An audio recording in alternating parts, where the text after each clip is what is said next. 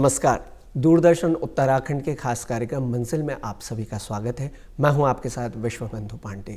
दर्शकों, कार्यक्रम मंजिल के माध्यम से हम बात करते हैं विभिन्न प्रतियोगिता परीक्षाओं के बारे में और किस तरह से एक प्रतियोगी इन परीक्षाओं की तैयारी कर, बेहतर तैयारी कर इनमें सफलता हासिल कर सकता है और अपनी मंजिल को पा सकता है। आज के हमारे कार्यक्रम का विषय एनडीए की परीक्षा से संबंधित है और एनडीए की परीक्षा को किस तरह से एक प्रतियोगी तैयारी करें, इस परीक्षा के बारे में, इन तमाम तरह की बातों पर आज हम अपने कार्यक्रम में बातचीत करेंगे, चर्चा करेंगे। और इस विषय पर बातचीत करने के लिए हमारे साथ हमारे करियर एक्सपर्ट श्री संदीप गुप्ता जी हमारे बीच में उपस्थित हैं। आइए उनका परिचय आपसे कराते हैं। सर, आपका स्वागत है, अभिनंदन दूरदर्शन के स्टूडियो में। धन्यवाद आपका। सर, जैसा कि आज हम एनडीए की परीक्षा से संबंधित विषय पर बातचीत कर रहे हैं, इसकी तैयारी किस तरह से की जाए, तो सबसे पहले हम जानना चाहेंगे कि इसकी तैयारी के लिए क्या क्या पात्रताएं हैं, शैक्षिक योग्यता क्या है, आयु सीमा इसकी परीक्षा के लिए क्या रखी गई है। सबसे पहले तो मैं दूरदर्शन का आभार प्रकट करूंगा। बच्चों के लिए एक बहुत ही बेहतरीन सीरीज़ चला रहे हैं और इसमें अभी नेशनल डिफेंस एकेडमी का आपने सवाल उठाया है, किस तरह से बच्चे ज्वाइन कर सकते हैं जी। और मैं बहुत सालों से इस चीज़ में जुड़ा हूँ, तो मुझे बड़ा अच्छा लगता है बच्चों को गाइडेंस दूँ, उनको रास्ता दिखाऊँ, उनका मार्गदर्शन करूँ।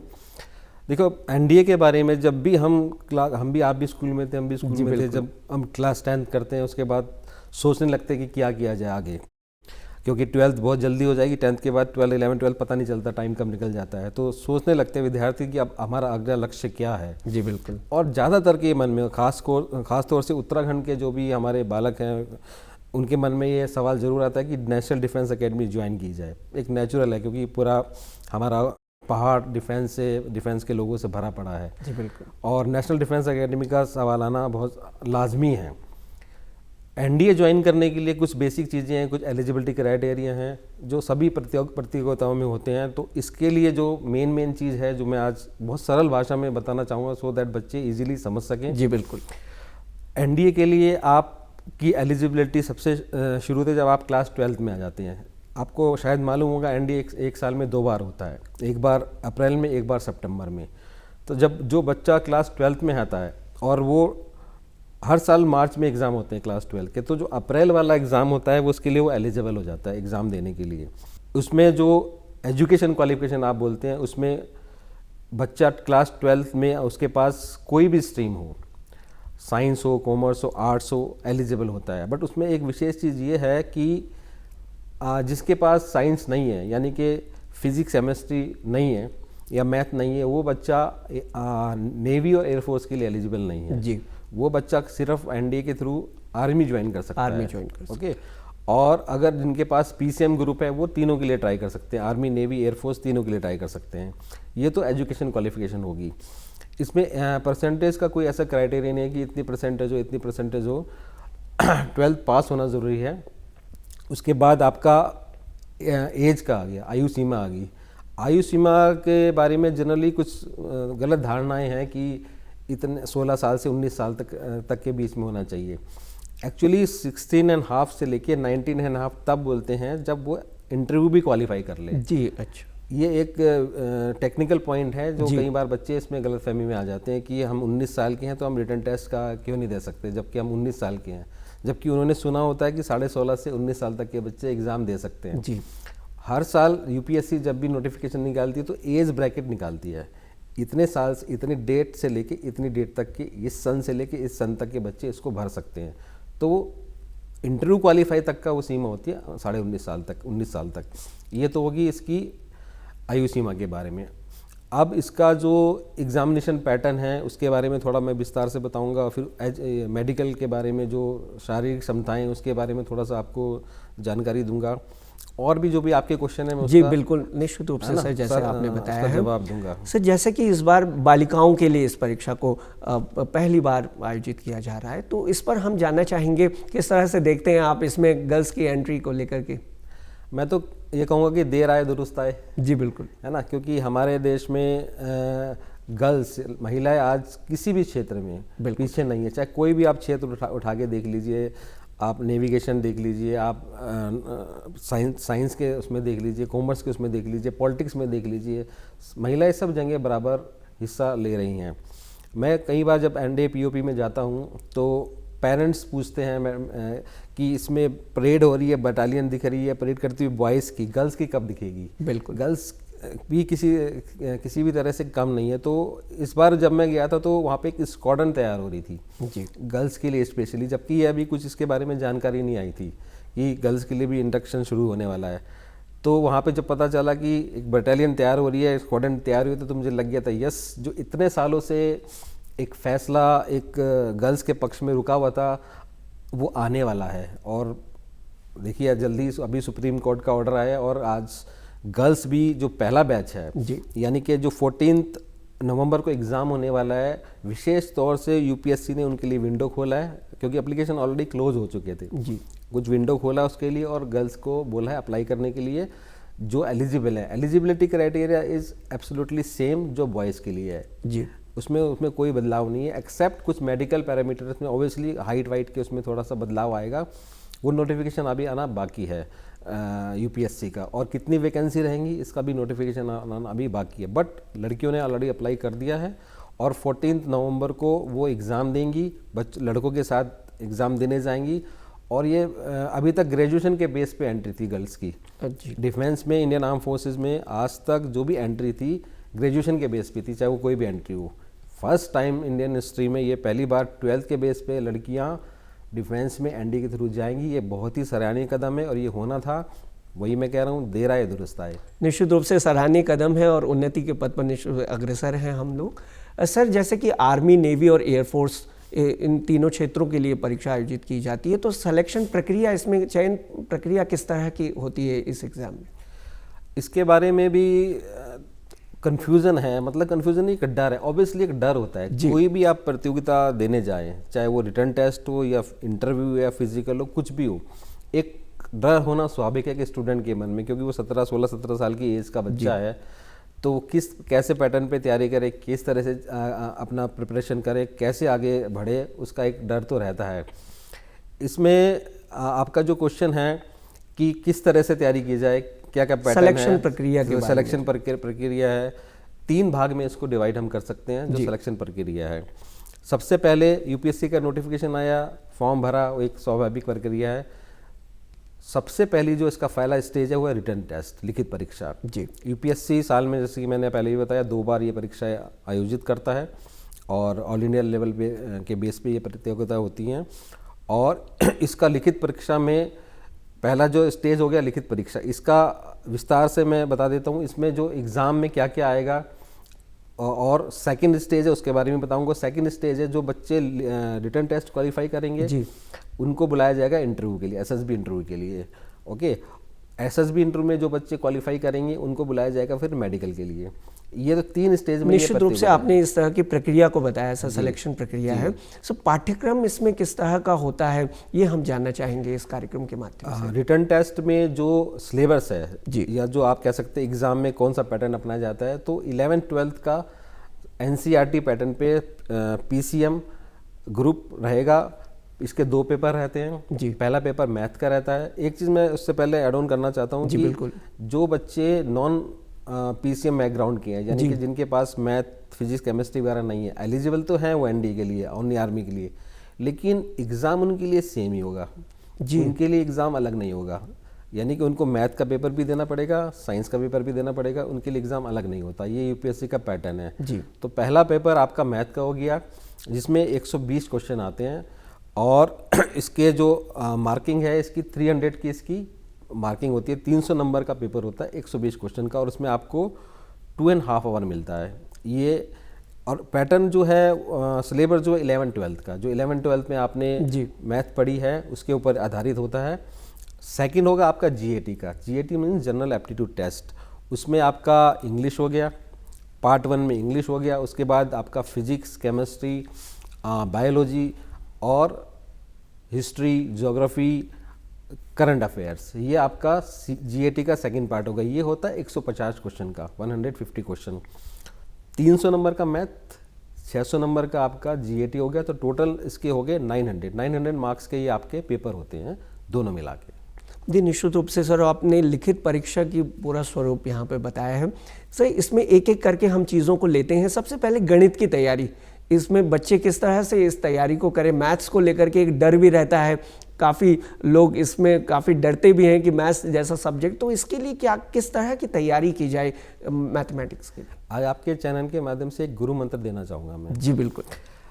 ऑब्वियसली मैथ एक ऐसा सब्जेक्ट है जिसमें हर एक, चाहे आप हो चाहे मैं हूँ या जब मैं अपने स्टूडेंट टाइम पे था, कोई भी वो एक थोड़ा सा डरा हुआ तो रहता है जी मैथ बिल्कुल। की वजह से, क्योंकि एक बहुत लेंथी हुआ है, क्या कवर करें क्या ना करें, बहुत सारी चीज़ें रहती हैं। तो मैं बच्चों को ये बताना चाहूँगा कि मैथ में जैसे 120 क्वेश्चंस हैं जिसमें आपका ट्रिग्नोमेट्री है, अलजेब्रा है, कैलकुलस है, बहुत सारे अलग अलग टॉपिक हैं जो आपने 11th-12th में पढ़े हैं, आपके लिए नए नहीं हैं।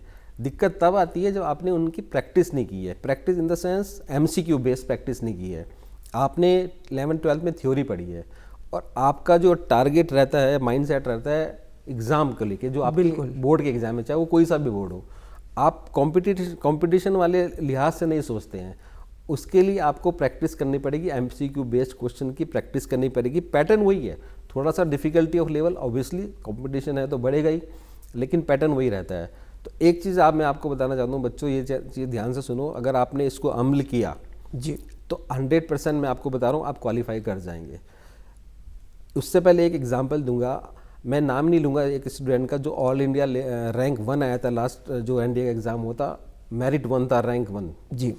उसके 900 में से बच्चों 612 मार्क्स थे टोटल, मैथ में और GAT में मिला के, यानी कि 60% लगभग, और उसने ऑल इंडिया रैंक 1 प्राप्त किया। अब आप अंदाज़ा लगाइए कि अब नीट, जैसे आप देखते हो नीट वगैरह में या दूसरे टेस्ट में आउट ऑफ 900 मार्क्स आ रहे हैं करके, जी, है ना। लेकिन NDA की परीक्षा में जो लड़का टॉप किया है उसके 900 में से 612 नंबर है।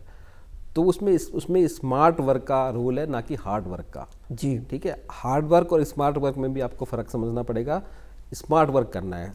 120 क्वेश्चन का जो आपका सवाल है, मैथ का पेपर है, अगर आपने, ध्यान से सुन लीजिए, अगर आपने 60 क्वेश्चन सही कर दिए, 120 में से अगर आपने 60 क्वेश्चन सही कर दिए, बाकी आपने छोड़ भी दिए, आपने अगर बाकी क्वेश्चन छोड़ भी दिए तो आप क्वालिफाई कर जाएंगे। ना सिर्फ क्वालिफाई करेंगे बल्कि मेरिट में आएंगे आप। और अगर आपने 120 क्वेश्चन अटैम्प्ट किए, उसमें से आपके 80 क्वेश्चन गलत हो गए जी, 40 आपके सही है, या 60 सही हो गए, 60 गलत हो गए, तो आप क्वालिफाई नहीं करेंगे। ठीक है, तो आपको उतना ही अटैम्प्ट करना है क्वेश्चन पेपर जितना आपको मालूम है। और आई एम श्योर जिसने थोड़ी सी भी तैयारी की है, ऐसा हो नहीं सकता कि 120 में से 60 क्वेश्चन ना आए। जी बिल्कुल सही बात। सिंपल सी चीज़, अगर जिसने बिल्कुल तैयारी नहीं की उसको तो फिर भगवान ही मालिक है। जी बिल्कुल। लेकिन अगर जिसने एक थोड़ा सा भी अपना प्रिपरेशन ठीक से किए, 120 में से 60 क्वेश्चन उसको आएंगे, वो अटैम्प्ट करके आओ, बाकी छोड़ दो, आप क्वालिफाई करोगे, कोई इसमें डाउट नहीं। और सिमिलरली सेकंड पेपर का भी ऐसा ही। बहुत अच्छे तरीके से सर आपने बताया। गणित का जो भय है, मैं समझता हूँ इस कार्यक्रम के माध्यम से जो व्यूअर्स, जो युवा हमसे जुड़ेंगे, उन्हें काफ़ी सरलता होगी। Sir GAT general aptitude test के ऊपर अब हम बात करना चाहेंगे। इस टेस्ट की, इसमें जो इंग्लिश का है, जो इसमें सिलेबस है, इसके बारे में आप जरा बताएं। वही सारा, देखिए कोई भी कंपटीशन है 12th के बेस पे, वो सारा का सारा, चाहे वो इंजीनियरिंग का कोई एग्ज़ाम हो, चाहे वो डिफेंस का कोई एग्ज़ाम हो, चाहे वो कोई भी एग्ज़ाम हो, वो 11-12 पे ही बेस्ड होता है। बस डिफ़िकल्टी और की लेवल का है वो थोड़ा बढ़ता घटता रहता है एज़ पर दी कंपटीशन। जी, आपका जो इंग्लिश का जो सेकंड GAT पेपर की बात करें, उसके बारे में मैं थोड़ा सा बता देता हूँ। जी, उसमें आपका 200 नंबर का तो इंग्लिश का पेपर होगा, और 400 का नंबर का आपका GAT का अलग पार्ट होगा, जिसमें आपका physics, chemistry, math, history, geography और करंट अफेयर आपके लास्ट 6 मंथ का ही आते हैं। मान लिया जो अभी 14 नवंबर को NDA का एग्ज़ाम है, उसमें जो करंट अफेयर आएंगे वो लास्ट 6 मंथ के आएंगे। इसलिए बच्चों, आपको करंट अफेयर्स 6 महीने तक के ही पढ़ने हैं, इसमें पुराने नहीं आएंगे, उसमें टाइम वेस्ट मत करो। दूसरा, इंग्लिश का पैटर्न सेम सेट पैटर्न है आपका, जो ग्रामर है, जिसमें आपके बहुत सारे, आप किसी भी अच्छी किताब से देख सकते हैं, प्रिपरेशन जो आप कर रहे हैं, आपको पता है किस तरह से पैटर्न पे आता है, वो आप देख सकते हैं। हिस्ट्री, ज्योग्राफी और साइंस तो बहुत ही इजी आती है इसमें। फिजिक्स, केमिस्ट्री, मैथ अगर बच्चे ने अच्छे से क्लास 11 में 12th में पढ़ा है तो और कम ही क्वेश्चन होते हैं और इजी आता है, और थोड़ा सा बायोलॉजी का पार्ट आता है। जी सर, बहुत अच्छे तरीके से आपने इन चीज़ों को समझाया भी है। सर, इसमें नेगेटिव मार्किंग रखी गई है गलत उत्तरों के लिए, तो इससे किस तरह से बचा जाए नेगेटिव मार्किंग से? मैंने वही अभी आपसे कहा जी, क्योंकि इसमें नेगेटिव मार्किंग है, इस वजह से बच्चे फेल भी ज़्यादा होते हैं। जी बिल्कुल। तो बच्चों को मैंने क्या कहा अभी, प्रैक्टिस जितनी करेंगे बिल्कुल, वो टैकल करने में उनको इतनी आसानी रहेगी। एग्ज़ाम से पहले कम से कम 10 से लेके 15 आपको प्रैक्टिस सेट करने हैं। यूपीएससी की वेबसाइट में मिल जाएंगे आपको पुराने पेपर, 10 पेपर आप उठा के देख लो, वो आपको सॉल्व करने हैं। आपको उतना ही अटैम्प्ट करना है जितना आपको मालूम है। नेगेटिव मार्किंग ऑब्वियसली आपने 120 क्वेश्चन करे, 60 सही करे, 60 गलत कर दिए, तो नेगेटिव मार्किंग की वजह से हर एक क्वेश्चन पे 0.25 नंबर कटता है। तो आप लगा लीजिए वो पूरा का पूरा माइनस में आ जाएगा और आप क्वालिफाई नहीं कर पाएंगे। जब बच्चा एग्जामिनेशन सेंटर से बाहर निकलता है, सोचता है हमने तो पूरे क्वेश्चन अटैम्प्ट करके आए और आज बड़ा अच्छा पेपर हुआ, OMR शीट काली काली काली करके आ जाता है। बाहर में जब बाद में रिजल्ट आता है देखता क्वालिफाई नहीं है। जी बिल्कुल। रीजन वही है नेगेटिव मार्किंग। तो नेगेटिव मार्किंग आपको मान के चलना एक पार्ट है एग्जामिनेशन का। बिल्कुल, और प्रैक्टिस के साथ ही अगर प्रैक्टिस अच्छी होगी तो इन चीज़ों से बचा जा सकता है। सर, बुक्स के ऊपर हम आते हैं, किस तरह की बुक्स को पढ़ना चाहिए छात्र छात्राओं को जो युवा हैं इसकी तैयारी कर रहे हैं? एक और गुरु मंत्र। जी बिल्कुल। सबसे पहले बेटा बच्चों, आपके पास जो आपकी 11th 12th की बुक्स हैं, जी, एनसीईआरटी पैटर्न चल रहा है आजकल वो आपकी बुक्स हैं, और जो भी आपकी एक्स्ट्रा बुक्स हैं जो आपके स्कूल से आपको मिलती हैं या आप बाज़ार से लेते हैं, सबसे पहले तो उनको पढ़ें। ऐसा होता क्या है, एक साइकोलॉजी क्या है बच्चों की, बच्चों के पास जो चीज़ है उसको इम्पोर्टेंस नहीं देते जी, जो चीज़ नहीं है उसको ढूंढते फिरते हैं ये हम सब की मानसिकता है, एक साइकोलॉजी है। तो आपने आपकी जो भी बुक्स है आपने अच्छे से पढ़ ली, प्रैक्टिस कर ली, तो बहुत सारा चीज़ें तो आपकी वहीं से सॉल्व होगी। इसके अलावा आपको रेफरेंस के लिए अगर कुछ बुक्स चाहिए तो मैथ की एक आर डी शर्मा की है, आपने भी सुना होगा, आर डी शर्मा की बुक्स है वो पढ़ लें, ठीक है। और अरिहंत की कुछ प्रैक्टिस सेट वगैरह आते हैं, कुछ गाइड वगैरह आती है वो पढ़ लें। बराबर न्यूज़पेपर पढ़ें। न्यूज़पेपर रीडिंग तो बिल्कुल ही लगभग ख़त्म हो गई है, हैबिट जो है वो आप पढ़ें, नहीं तो आप कैसे आपकी जनरल नॉलेज कैसे बढ़ेगी। और साइंस की कुछ जैसे अरिहंत वगैरह का है, मैंने आपको बताया, आपकी स्कूल की बुक्स हैं, उसको आप कंटिन्यू प्रिपरेशन करें, पढ़ें और प्रैक्टिस करते रहें। जितनी ज़्यादा आप क्वेश्चंस की प्रैक्टिस करेंगे उतने ज़्यादा चांसेस आपके एनडी क्वालिफाई करने के हो जाएंगे। सर बिल्कुल सही, बहुत ही अच्छे तरीके से आपने बताया और तमाम तरह की बातों को हमने यहाँ पर आपसे सुना भी है। सर, ये सारा होने के बाद रिटन एग्ज़ाम हो गया, उसके बाद जो एसएसबी इंटरव्यू है, इसका अत्यंत महत्वपूर्ण जो पार्ट है, इसके बारे में अब हम बातचीत करना चाहेंगे। एसएसबी इंटरव्यू, ख़ास तौर से इसके बारे में हम जानना चाहेंगे किस तरह से जो प्रतियोगी हैं इस इंटरव्यू की तैयारी करें। जब एनडीए के लिए एक स्टैटिक्स बताता हूँ मैं आपको, लाखों बच्चे अप्लाई करते हैं, आप देखते ही हैं लाखों बच्चे और हज़ारों की संख्या में बच्चे क्वालिफाई करते हैं, लेकिन लास्ट में खड़क वासला नेशनल डिफेंस एकेडमी कुछ 350-400 बच्चे पहुंचते हैं। बिल्कुल बिल्कुल, है ना। तो आप फिर कहाँ से लगा लीजिए कहाँ से शुरू होती है गिनती और कहाँ ख़त्म होती है। क्वालिफाई रिटर्न टेस्ट हज़ारों बच्चे करते हैं जी। अब क्यों बच्चे एसएसबी में ज़्यादातर रहते हैं, मैक्सिमम बच्चे एसएसबी में रहते हैं। एक चीज़ मान के चलिए, सबसे पहले बच्चों एक चीज़ मान के चलिए, SSB are made for selection not for rejection. जी, इतना बड़ा सेटअप अगर गवर्नमेंट ने बनाया है तो रिजेक्ट करने के लिए नहीं बनाया है। एक बहुत गलत धारणा है कि यार एसएसबी में मैं जाऊंगा और मैं कितने को नॉन रिकमेंड होते हुए देखा है, कितने बच्चों से मेरे दोस्त हैं वो रिकमेंड नहीं हुआ, ये रिकमेंड नहीं हुआ, ट्रेन भरी पड़ी है नॉन रिकमेंड के बच्चों की, एक नेगेटिव मानसिकता बन जाती है जी जी कि मेरा भी नहीं होगा, मेरा भी नहीं होगा। अरे वहीं से तो सिलेक्शन भी हुए हैं, जिस बोर्ड से आप रिजेक्ट हुए हो, कोई भी रिजेक्ट हो वहाँ से सिलेक्ट भी तो हुए हैं। तो सबसे पहले तो आपको अपनी मानसिकता चेंज करनी पड़ेगी। इंटरव्यू, जो टर्म इंटरव्यू आ गया, जैसे मैं आपके सामने बैठा हूँ, मैं 30 साल से इस फील्ड में हूँ, नेवी में भी मैंने जॉब की है, उसके बाद मैं अपना बच्चों को गाइडेंस भी दे रहा हूँ और 30-31 साल से मैं इस फील्ड में हूँ। लेकिन जब मैं आपके स्टूडियो में प्रवेश किया, फर्स्ट टाइम आपके साथ बैठा तो मैं नर्वस था। होता है ये, इतने साल एक्सपीरियंस होने के बाद भी पहली बार जब साक्षात्कार होता है या इंटरव्यू का वर्ड सुनते हैं तो सबसे पहली जो दिमाग को सिग्नल पहुंचता है वो नर्वसनेस का ही पहुंचता है कि पता नहीं क्या होगा, कैसे होगा, है ना। ये स्वाभाविक है, इसमें डरने की बात नहीं है जी। मान के चले जो वहाँ पे इतने बड़े बड़े लोग पैनल पे बैठे हैं वो आपको सेलेक्ट करने के लिए बैठे हैं, रिजेक्ट करने के लिए नहीं बैठे जी। बिल्कुल। तो सबसे पहले तो आपकी अप्रोच पॉजिटिव होनी चाहिए। ओके, दूसरी चीज़ जो एक और ख़ास चीज़ है इसमें, आप बच्चे तैयारी भी करते हैं यूट्यूब पे भी, आजकल बहुत सारे ऑनलाइन प्लेटफॉर्म भी हैं, कोचिंग भी लेते हैं, है ना। लेकिन उससे क्या क्या होता है कि बच्चे अपना जो उनके अंदर क्षमता है, जो योग्यता जो उनके अंदर योग्यता है, वो तोते की तरह या कवर हो जाती है। दूसरे जब वो ट्रेनिंग लेते सीख के मुझे उनका जो सीखा है वो बताना है, ना कि जो मेरे अंदर एक्चुअल में है वो बाहर दिखाना है। तो आपको you have to be original. जी, कोई भी प्रतियोगिता की तैयारी के लिए कहीं से भी आप तैयारी करते हैं, वो आपकी पॉलिशिंग के लिए है, आपका व्यक्तित्व चेंज करने के लिए नहीं है। जी बिल्कुल, आपकी पॉलिशिंग है, आपकी थोड़ी बहुत जो कमियां वो आपको वो बताएंगे।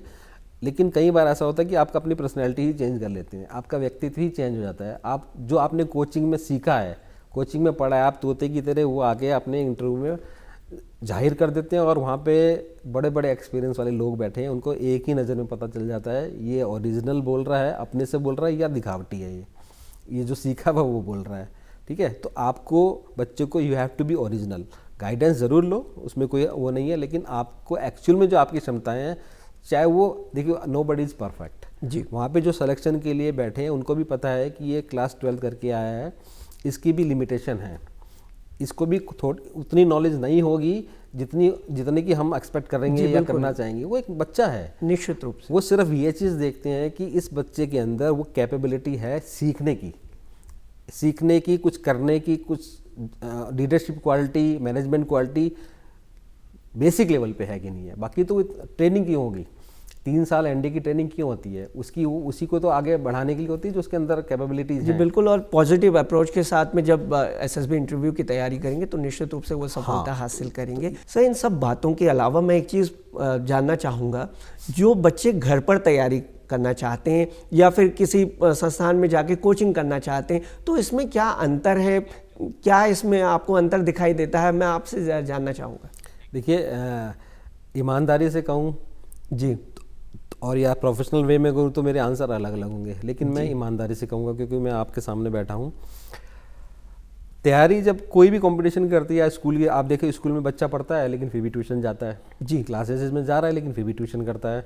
ये डिपेंड करता है इंडिविजुअल कैपेसिटी पे, इंडिविजुअल बच्चे की कैपेबिलिटी पे। जी, अगर बच्चों को अपने आप डेडिकेशन के साथ 6-7 घंटा पढ़ाई के लिए दे रहे हैं, जी, 6 घंटा भी अगर आप पढ़ाई के लिए एक दिन में दे रहे हैं, तो आपको कहीं किसी भी कोचिंग की या कहीं हेल्प की ज़रूरत नहीं है।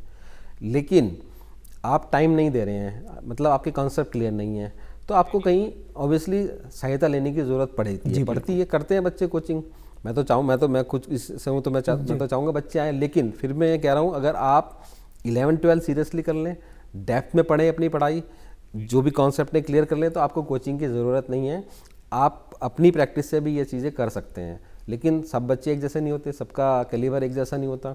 जिन बच्चों को लगता है कि नहीं हो पा रहा है तो वो गाइडेंस भी ले सकते हैं। तो ऐसा बिल्कुल नहीं है कि कोचिंग से ही सिलेक्शन होगा, और ऐसा भी नहीं है कि बिना कोचिंग के ही 100% सिलेक्शन हो जाएगा। निश्चित रूप से, और टाइम दे सकते हैं, खुद पढ़ सकते हैं, तो वो अपनी स्टडी करके भी इस एग्जाम को सारा का सारा खुद अपने इंडिविजुअल के ऊपर डिपेंड करता है। जी, कुछ टिप्स आप हमारे व्यूअर्स को देना चाहें इस परीक्षा की जो तैयारी कर रहे हैं। टिप्स तो मैंने अभी बताया, नेगेटिव मार्किंग के बारे में, रिटन टेस्ट के बारे में भी बता दिया आपको। उतना ही करें जितना आपको मालूम है। जी, शादी में जाते हैं आप, बुफे लगाए, प्लेट को भर मत लें। जी, अच्छा, इतना सारा अलग अलग खाने लगे हैं, उसको भरते रहो, प्लेट ऐसे भर जाए और गिरने लगे इधर से।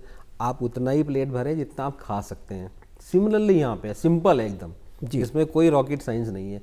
आपकी तैयारी, आपका जो भी स्ट्रॉन्ग सब्जेक्ट है, स्ट्रॉन्ग टॉपिक है, उस पर फोकस करें, और आपको 100% तो जाना ही नहीं है, आपको 50 to 60% तक टारगेट लेके चलना है, क्योंकि लिमिटेशन इतने टाइम में ना, 12th के बाद इतना टाइम नहीं मिलता कि पूरे आप डिटेल में पढ़ाई कर सकें। ठीक है, ऐसी इंटरव्यू का, इंटरव्यू भी 900 मार्क्स का होता है। जैसे रिटन टेस्ट 900 मार्क्स है, इंटरव्यू 900 मार्क्स का होता है। ये 5 डेज में डिवाइड है। इसका थोड़ा सा मैं और बता देता हूँ कि बच्चे, ताकि पता, वैसे तो पता है आजकल सबको, लेकिन फिर भी आपकी रिपोर्टिंग डे से लेके आप ये मान के चलिए कि जब आप ट्रेन में बैठते हैं या जैसे भी आप एसएसबी के सेंटर में पहुंचते हैं, आपकी मॉनिटरिंग शुरू हो जाती है। जी, आपका बिहेवियर, आपका उठना बैठना, आपका बात करने का तरीका, आपकी ड्रेस सेंस। ये नहीं कि आप इंटरव्यू के लिए जा रहे हैं या एसएसबी के जब गेट में प्रवेश करें तभी आपको जज करना शुरू होगा, नहीं। रेलवे स्टेशन से ही आपकी जजमेंट शुरू हो जाती है, ये चीज़ मान के चलें आप। क्योंकि कोई बच्चा गलत आदतों में लिपटा हुआ है, अगर कुछ गलत चीज़ कर रहा है तो वो पहले करेगा, एसएसबी सेंटर के अंदर घुस के नहीं करेगा, जी है ना, ये तो नेचुरल है। लेकिन उनकी नज़र पहले से है, पहले से रहती है, तो ये चीज़ का ध्यान रखें। आप वो और सिर्फ दिखाने के लिए ना करें। अगर आप गलत काम करते हैं कि मैं दिखाने के लिए करें, ऐसा नहीं। आपको अपनी ज़िंदगी, यूथ जो आपका अभी टाइम है, उसको पॉजिटिव रखना है, गलत कामों से दूर रहना है, और पूरा फोकस आपको आपके आने वाले कोई भी टेस्ट हो उस पर रखना है। आपकी पर्सनैलिटी आपको एक ऑफिसर जैसी रखनी है, वो सिर्फ दिखाने के लिए नहीं होनी चाहिए। ज़्यादातर बच्चे क्यों मार खाते हैं? जिस दिन एग्ज़ाम है, जिस दिन टेस्ट है, जिस दिन इंटरव्यू है, हेयर कट ले लिया अच्छा से, अच्छे से ड्रेस पहन ली, ठीक है, टाई वाई लगा ली, पॉलिश शूज़ करके चला गया, वो पहचान लेंगे कि ये एक दिन का है, ये एक दिन का हीरो है। उनको एक दिन के हीरो नहीं चाहिए, उनको वो चाहिए जो हर दिन जिसका अच्छा हो, हर दिन जो पॉजिटिव सोचता हो, हर दिन जिसके अंदर कुछ करने की निश्चित रूप से एक रूटीन एक्टिविटी की ज़रूरत इसमें होना चाहिए, ज़रूरी है। सर, आपने बहुत ही अच्छे तरीके से सारी चीज़ों को हमसे बातचीत की, इस पर चर्चा की, इसके लिए आपका बहुत बहुत धन्यवाद।